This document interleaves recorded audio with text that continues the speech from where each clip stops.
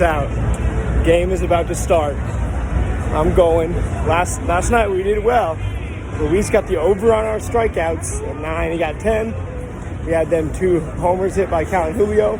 I'm going to Cal and Julio again. It's not broken. You don't fix it. I'm going to go with 4 strikeouts for Emerson Hancock. Don't know how long they're going to let him pitch.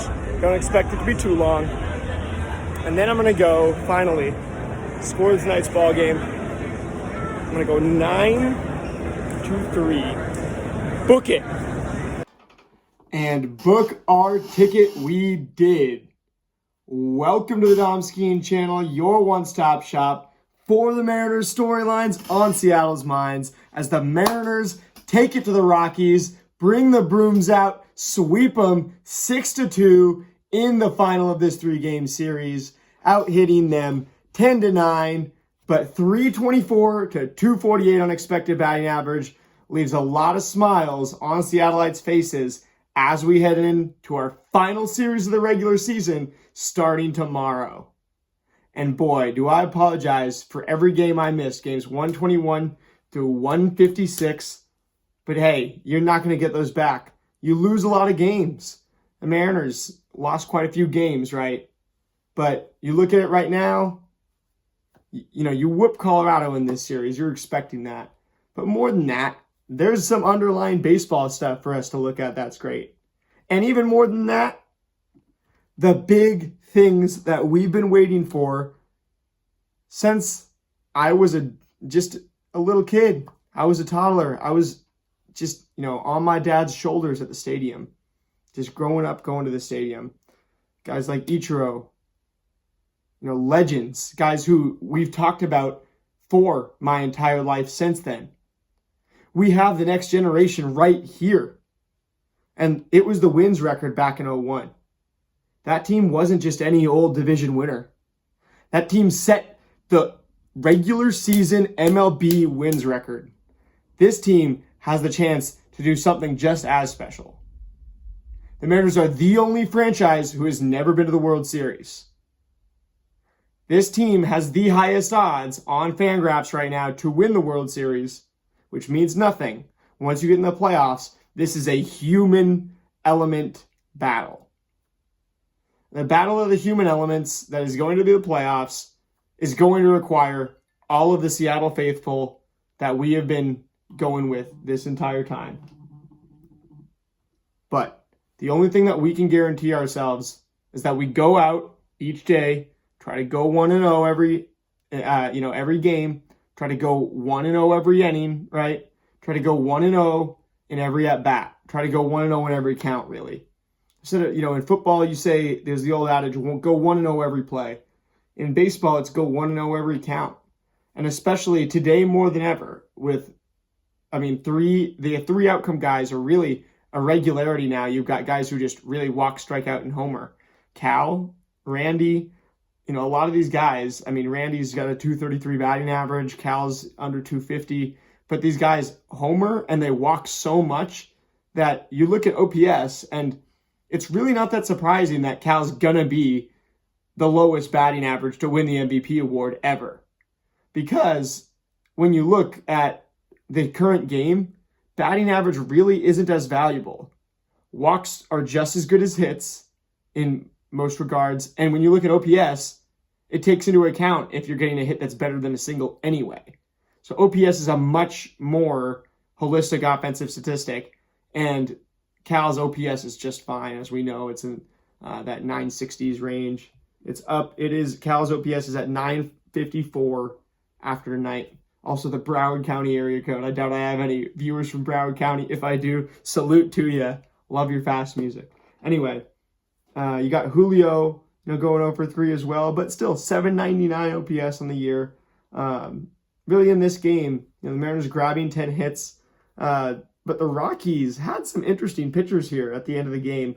Zach Agnos, Luis Peralta. and Anthony Molina. I have to admit, I have heard little about each of these pitchers. Anyway, I thought they all came in, and it's interesting because the Rockies have so many players. I have to say, I was at all 3 games of the series. Their body language didn't seem excellent. There's some errors and some, balls just getting past them. There was from the catcher tonight where he was tracking the ball, just lost it in the air.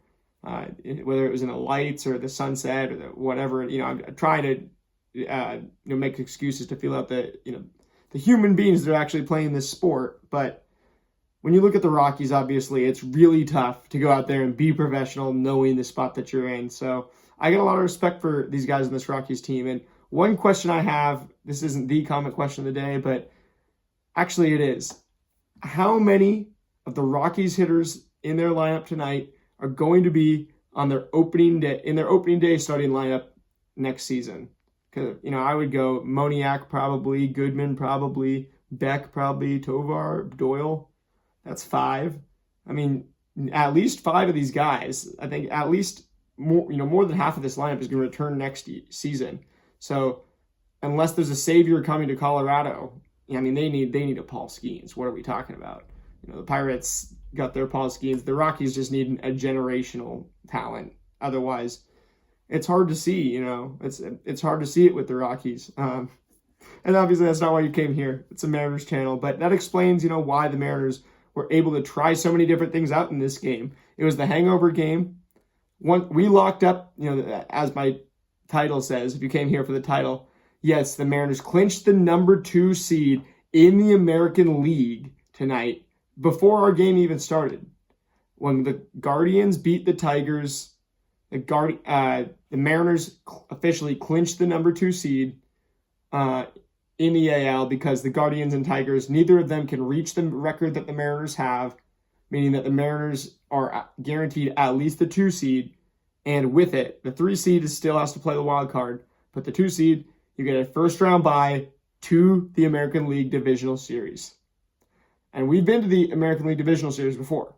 Against the Astros, you don't need me to tell you what happened. But going back to the ALDS, obviously we don't know who we're going to play yet. We're going to face some good teams. And we got a Dodgers test here where it's like, yeah, we're going to rest some of our guys. I would expect a guy like Harry Ford to come in and catch tomorrow. Lineup tonight, right? You take Julio out. You get Rayleigh some time in there. It was funny watching Rayleigh play center field, and it was clear that that's maybe not something. It just as a contingency plan, it makes sense. You're just looking at exhaust all the options on the bench and practice every scenario you can, especially in a series like this. And last night you were able to get Harry Ford in to catch the 9th inning after Cal hit number 60, which I had tears streaming down my face. Every time an American leaguer has hit their 60th home run in my lifetime, I've been in the stadium, seen Aaron Judge do it, and seen Cal. Absolutely blessed. But, with Cal, that first at-bat, first pitch, absolutely crushes it. It looked like it was going. Whole stadium starts to roar, dies on the warning track. And it's funny enough, I was thinking that's probably a homer in about 25 out of 30 ballparks. That would have been a homer in only 5 out of 30 ballparks. So even though it was halfway through the warning track, still not one that you can count on. It was a 110.1 mile an hour flyout, though. Like, are you kidding me? Then Gino, though, that 415-foot bomb that ended up being the winning runs in the game. Actually, didn't end up being the winning runs in the game, but got us those 2 first runs. That was a home run, 30 out of 30 ballparks. Moniak hit it really hard too. I remember this. His second at bat. That was a home run, 5 out of 30 ballparks. So now I'm just doing this, but I'm not just going to go through all these.